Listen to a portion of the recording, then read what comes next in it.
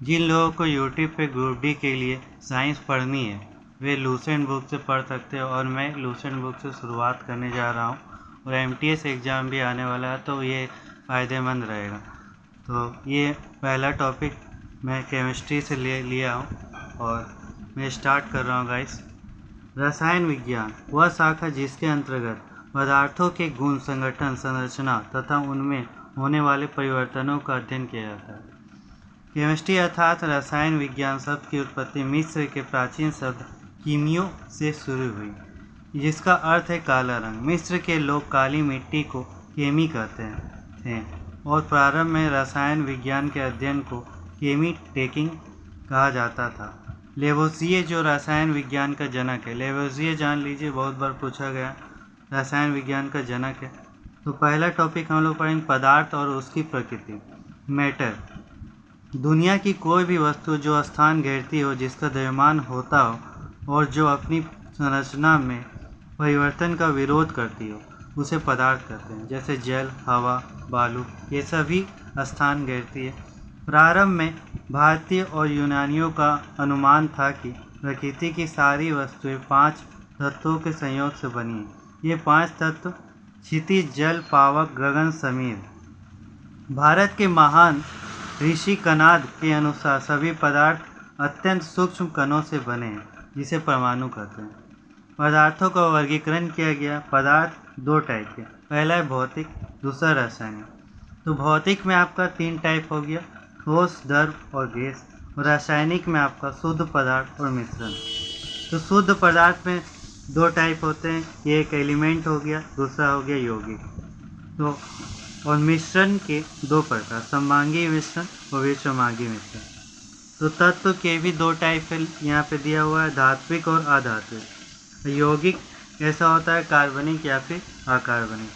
तो पहला पदार्थ के 3 टाइप समझिए। ठोस पदार्थ की वह अवस्था जिसका आकार एवं आयतन दोनों निश्चित हो, उसे ठोस कहते हैं। जैसे लोहा, लोहा की छड़, लोहे की छड़, लकड़ी की कुर्सी, बर्फ का टुकड़ा, ये सब क्या होते हैं, आपस में जुड़े होते हैं। इनके कणों के अणु आपस में जुड़े होते हैं। तो द्रव पदार्थ की वह अवस्था जिसका आकार अनिश्चित एवं आयतन निश्चित हो, द्रव कहलाता है। जिसका कोई वॉल्यूम हो या फिर अनिश्चित हो, उसे क्या कहते हैं, उसे लिक्विड कहते हैं। तो एल्कोहल, पानी, तारपीन का तेल, मिट्टी का तेल। गैस पदार्थ की वह अवस्था जिसका आकार या फिर आयतन दोनों अनिश्चित होता है, दोनों नहीं होता है, जिसका आकार भी नहीं हो और आयतन, जैसे हवा, ऑक्सीजन। नोट गैसों का कोई पृष्ठ नहीं होता, इसका विसरण बहुत अधिक होता है तथा इसे आसानी से संगठित किया जा सकता है। ताप एवं दाब में परिवर्तन करके किसी पदार्थ की अवस्था को बदला जा सकता है, परंतु इसके अपवाद भी हैं, जैसे लकड़ी, पत्थर, ये केवल ठोस अवस्था में ही रहते हैं। जल तीनों भौतिक अवस्था में रह सकता है। पदार्थ की तीनों भौतिक अवस्था जैसे ठोस से द्रव में और द्रव से गैस में परिवर्तन होता है। उदाहरण के लिए जल पहले आपका बन जाता है, द्रव लिक्विड है, अगर उसको जमा दिया जाएगा तो वो ठोस में हो जाएगा और उसको अगर आप हीट कीजिएगा तो वो गैस फॉर्म में आ जाता है। तो आगे देखिएगा, कुछ पदार्थ गर्म करने पर सीधे ठोस रूप से गैस में बन जाते हैं, जिसे ऊर्ध्व पादक कहते हैं। तो आयोडीन या फिर कपूर को आप जैसे जलाइएगा तो वो सीधा गैस रूप में धारण कर लेता है। आयोडीन भी वैसा फॉर्म में होता है। पदार्थों की चौथी अवस्था को प्लाज्मा कहते हैं और 5वीं अवस्था बोस-आइंस्टीन कंडेंसर। तो चौथी अवस्था आप लोग प्लाज्मा जान रहे, ये बहुत बार पूछा जा चुका है रेलवे एग्जाम में। तत्व एलिमेंट तत्व वह शुद्ध पदार्थ है जिसे किसी भी ज्ञात भौतिक एवं रासायनिक विधियों से ना तो 2 या 2 से अधिक पदार्थों में विभाजित किया जा सकता और ना ही अन्य सरल पदार्थों के योग से बनाया जा सकता है। जैसे सोना, चांदी। सोना को आप लोग तोड़ के जो भी इसका क्या होता है, तन्यता इसमें ज़्यादा होता है, आघात वर्दी होता है, सोना और चांदी। तो ये हो गया आपके तत्व के एग्जाम्पल। तो अगर आप इसको विभाजित भी करेंगे तो ये सोना ही रहेगा। तो यौगिक कंपाउंड वह शुद्ध पदार्थ जो रासायनिक रूप से 2 या 2 से अधिक तत्वों में निश्चित रूप से संयोग से बनता है। जो दो या दो से तत्व को मिलाएंगे तो आपका क्या बन जाएगा? कंपाउंड बन जाएगा।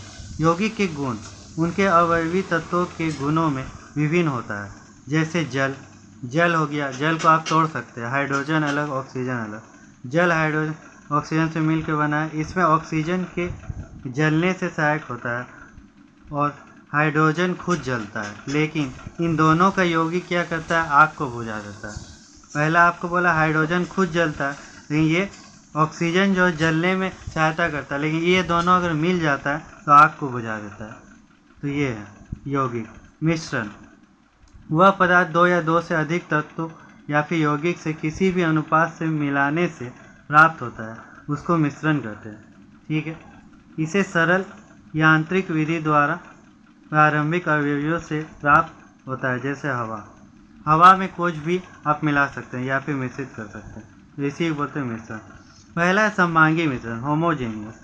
तो निश्चित अनुपात में अवयवों को मिलाने में से सममांगी मिश्रण का निर्माण होता है। इसके प्रत्येक भाग के गुणधर्म एक समान होते हैं। जैसे चीनी या नमक का जल में मिला, चीनी और नमक को अगर जल में आप मिलाते हैं तो शरबत का निर्माण होता है, और जिससे आपका बराबरी इक्वली मिलता है। तो इसको क्या बोलते हैं? सममांगी मिश्रण। हवा विसमांगी मिश्रण, हेट्रोजेनस।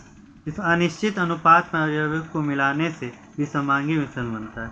प्रत्येक भाग के गुण एवं संगठन विभिन्न होते हैं। जैसे बारूद हो गया विसमांगी। जैसे तैसे यहाँ पे कुहासा, जिसका कोई रेशियो नहीं है, उसको बोलते हैं विसमांगी, बिना रेशियो को मिलाया जाता है। तो ऑक्सीजन हो गया, यहाँ पे ऑक्सीजन का प्रतिशत दिया गया है कि शरीर में तत्वों का औसत। तो ऑक्सीजन कितना होता है? 65%, कार्बन 18%। ये शरीर में कितना? कैल्शियम 2% पाया जाता है, सोडियम 0.15%। तो ये सब भी पूछा जाता है, लेकिन ऑक्सीजन का आप याद रखिए और कार्बन का याद रखिए, इम्पोर्टेंट है। ऑक्सीजन हो गया 65 और कार्बन 18%। जब किसी मिश्रण में पानी मिलाने पर इसका भारी घटक